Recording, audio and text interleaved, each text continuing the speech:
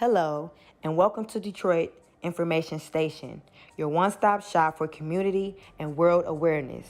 Detroit Information Station was created to provide ever-changing updates to the residents of Detroit City and Metro Detroit. Information Station will also provide political crime outlook, world issue awareness, and everyday updates on Detroit neighborhood happenings. Please be sure to subscribe and hit the bell to receive all post notifications. And without further ado, let's move forward. Detroit has been known for its infamous death rate and crime life for over a decade. As of 2018, Detroit had the third highest murder rate among major cities in the U.S., coming third after St. Louis and Baltimore, 10 times the coverage rate of the suburban counties of Metro Detroit, which have violent crime rates below the national average of 394 deaths per 100,000 residents. Commonly known in the Detroit area are many known gangs and gang activities that ravage the city neighborhoods and surrounding areas. It is said that Detroit's crime rates are among the highest in the U.S., and the vast areas of the city are in a state of severe urban decay with poverty, crime, shootings, drugs, and gang affiliation. Detroit and its peers seem to have a list of ongoing issues. Detroit's demographic character, which is largely poor and black residents, was an early result of government engineering. A mixture of urban renewal, subsidized highways, and discriminatory loan policies pushed the majority of Caucasians to the suburbs and kept black people the majority in the city. With organized crime on the rise, came a rivalry between two well-known gangs, the 7 Mile Bloods and the Hustle Boys, now known as 4-2. It seems that these two gangs and the beefs stem back to up to 15 years of hate, death, revenge, and vengeance. The 7 Mile Bloods often beef with gangs spread across the Eastside, including the Hustle Boys, 4-2, Gutter Hall, Max Out, Savage, and 6 Mile Cheddar Grove. It is even said that these gangs often clicked up in an effort to rid or take out members of the 7 Mile Bloods, often being unsuccessful. It seems the 7 Mile Bloods dominated the gang life until one encounter on a summer day in 2014 between rival gang members at a state parole office on Detroit's west side. On July 14, 2014, then 23-year-old twin brothers Michael and Martez Davis arrived at the Lawton Parole Office for a parole meeting. The Davis brothers also go by the name 4-2 Twins and have rap videos on YouTube. The twins would cross paths with the rival gang member Billy Arnold from the 7 Mile Bloods. By coincidence, Arnold had also been scheduled to meet with his parole agent, and after seeing the twin brothers, called other members of the 7 Mile Blood gang, including member Corey Bailey, aka Sonny, so they could confront the rival gang. Meanwhile, the twins hopped into a nearby car with two other Hustle Boy members, one being DeJuan F. Page, and proceeded to leave the Lawton Parole Office. The Hustle Boys drove 4 miles before reaching the intersection of Grand River and Oakland Boulevard. As the 7 Mile Bloods followed close behind and pulled alongside the Hustle Boys' car, Arnold and Bailey allegedly leaned out the car window and opened fire. Michael Davis was struck in the chest. More bullets hit Page in the left eye and upper body. After the shooting had stopped, Page was able to flag down a social worker on their way back to work, Silhouette O'Neal, which they asked for a ride to the hospital. Accounts recalled by O'Neal was that she was afraid and initially wouldn't look at Page. She stated that she screamed upon looking at him and that all she saw was an eyeball out of the socket, she testified. Page was alive barely and lingered in a coma for several weeks before passing. He was 22 years old. After the events on the day of July 14, 2014, Billy Arnold was said to have told someone about the shooting. Derek Kennedy, a.k.a. Dip, whom would later testify on stand about the conversation and details of the shooting after multiple other events took place, and multiple members of the 7 Mile Bloods were ultimately picked up due to tips from ex-7 Mile gang members, victims, and rival gang members from the Hustle Boys, aka 4-2. Michael Davis, who survived the shooting, testified twice in secret in front of a grand jury. In a clip that was released by the court, you will hear Michael Davis of the twins identify Billy Arnold and Corey Bailey as the people who shot up the car, stated by Assistant U.S. Attorney Christopher Graveline. Martez Davis also survived the shooting and was charged in a separate federal gun case in August. Prosecutors had recently promised jurors during the first round of trials in January that they would hear from another key witness. It was a promise the prosecutors would not be able to keep. The promise that Michael Davis would sit on the witness stand and identify 7 Mile Blood members in a fatal shooting was broken quickly, and on March 8th, Davis defied U.S. District Judge George Karam Steed's order to testify. Davis stepped down from the witness stand and was indicted for refusing to testify about who shot him and DeJuan Page. Page's death is what caused an alliance between gangs throughout the east side of Detroit, aiming for revenge against the 7 Mile Bloods. Not long after Page died, 10 photos of the 7 Mile Blood members were posted via Instagram. A hit list, as stated by the prosecutor, photos included 7 Mile Blood members Corey Bailey and Billy Arnold, was posted on an account under the name All Headshots.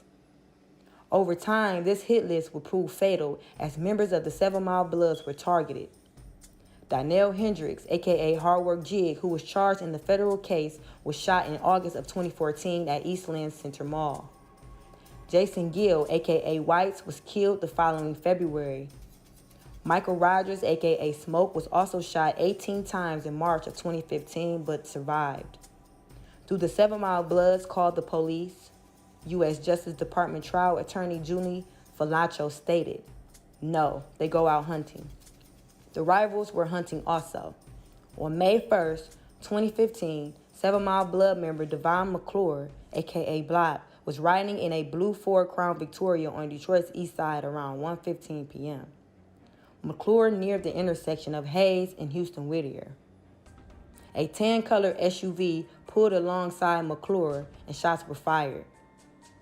Bullets scattered windows in McClure's car, flattened tires, and struck McClure several times, killing him. He was 27 years old. McClure's death remains unsolved murder. Hours after the death of McClure, members of the 7 Mile Bloods vowed to get revenge on their rivals for the murders of McClure and other gang members. Billy Arnold proceeded with a rain of bullets as he targeted rival gang member Raphael Carter, who was walking with his daughters. Allegedly, Arnold leaned out the front passenger window and fired multiple shots from an AK-57 style rifle. The first shot struck Carter and severed his spine, instantly paralyzing him. Carter was shot again 6 more times. Carter was have said to not seen the shooter and his daughters were unharmed. Carter was shot for one reason, prosecutors said. He was known to hang out with Peasy. Peasy is Detroit rapper Philip Peaks, who was linked to the 6 Mile Cheddar Grove gang and Team Eastside. It is said that Billy Arnold had helped finding rival gang members from friends, and on May 8, 2015, the day of McClure's funeral at 5:44 p.m., had tracked down more members of the rival gang near Denby High School, southeast of the Red Zone. Bernice Griffin, a neighbor, sitting on her porch near the intersection of Dutchess Avenue and Craft Street, watching her grandchildren play, says she saw a Pontiac G6 pulling nearby driveway a few homes down. The Pontiac G6 carried 3 members of the Maple Ridge Boys, another rival Eastside gang, allegedly. Devontae Little Roberts rode in the front seat, and his brother Dario Roberts sat in the back with Marquise Wicker. Witnesses say a gray Chrysler 300 pulled alongside the Pontiac G6 and multiple shots were fired. Marquise Wicker was struck 9 times in the arm, chest, neck, back, and thumb. One bullet struck 19-year-old Devontae Little Roberts in the left side of the head, lacerated the brain, and exited through his temple. Dario Roberts was also shot in the head and survived, and Wicker was in critical condition for several days. After Devontae Roberts was killed, the 7 Mile Bloods Instagram page posted a photo of the dead teenager and a caption that included 3 laughing emojis and the words "got him." investigators found shell casings on the scene that matched the AR-15 style semi-automatic rifle used in the Raphael Carter shooting, according to court records. However, investigators could not find the rifle in which they would spend all summer looking for. On Mother's Day, 2015, 2 days after the murder of Devontae Roberts, the 7 Mile Bloods continued to hunt for rivals, prosecutors alleged. Billy Arnold and another member of the 7 Mile Blood gang tracked down another rival gang member at an intersection on State Fair in Hoover, just west of the Red Zone. The two gunmen approached a black Chevy Impala and opened fire, spraying 64 bullets, including more than 3 dozen rounds from the same AR-15 style rifle. Hustle Boy member Darnell Kennedy, whose photo appeared on the IG hit list posted by the 7 Mile Bloods, was driving the Impala. The bullets missed him, but wounded another Hustle Boy member in the vehicle. A month later, Kennedy was at a Roseville banquet center celebrating the birth of his baby. Billy Arnold shot up the baby shower. This time, the bullets didn't miss Kennedy, and round 1 struck a bystander. Another round hit Kennedy in the leg. It went in and went straight out, Kennedy testified. 3 months later, after the baby shower incident in September 2015, federal agents made a breakthrough in the 7 Mile Bloods investigation at the Crazy Horse Strip Club on Detroit's southwest side. The gang was supposed to be at the club celebrating the life of member Devon McClure, aka Block. Dubbed as Block Day, the party was promoted on Instagram. FBI Violent Gang Task Force spotted the post and hatched an operation. Investigators were also said to have been monitoring text messages between 7 Mile Blood members Billy Arnold and Eugene Fisher the night of the party. As the strip club party reached far into the early morning, task force investigators conducted surveillance around the Crazy Horse. Prosecutors say several gang members and associates were spotted arriving at the club, including Arnold. Investigators watched as Arnold and another ex-member of the 7 Mile Bloods left the club in a blue 2002 Chevy Trailblazer with an Ohio license plate. The car was stolen. Investigators tried to stop the vehicle. A chase with the speeds topping 115 miles per hour during eastbound Interstate 94 ended in a wreck on the ramp to southbound Interstate 75. Subscribe to this channel and receive notification posts to stay updated, and look out for part 2 of Gang Rivalry Part 2.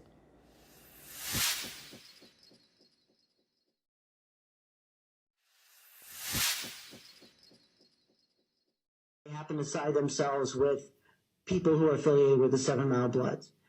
And one of the exhibits that I provided to the court was exhibit number 9, which is an exhibit that is an exchange of communications between this defendant, 42 Twins, and a gentleman that goes by the name of 47 Entertainment.